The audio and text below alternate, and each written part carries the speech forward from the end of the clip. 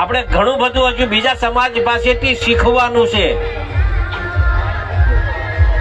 આપણે ધ્યાન દોરતા હું આનંદ અનુભવું છું કે આપણા મત વિસ્તારમાં આ રામપરા સમૂહ લગ્ન થાય છે, આહિર સમાજના કોવાયા થાય છે, ભેરાઈ થાય છે.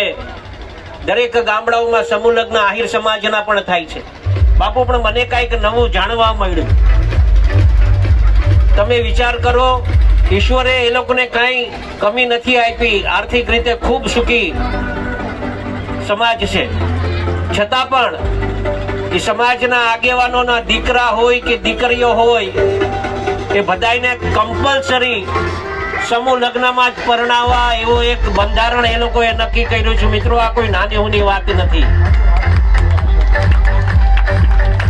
તમારે એમાં પછી 1 વર્ષ સમજો ભેરાઈમાં સમૂહ લગ્ન છે તો બીજા વર્ષે ગેપ આપવાનો અને ત્રીજા વર્ષે પાછો સમૂહ, એટલે 1 વર્ષે ગેપ આપવાનો. અને જયારે ગેપ આપીએ ને ત્યારે કદાચ કોઈને ક્યાંય લગ્ન હોય તો એક પણ લગ્ન કરવાના નહીં, બીજા વર્ષે સમૂહ લગ્નમાં જ કરવાના.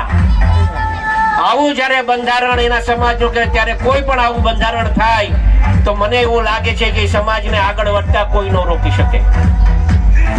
આપણા સમાજમાં પણ આપણે એક બંધારણ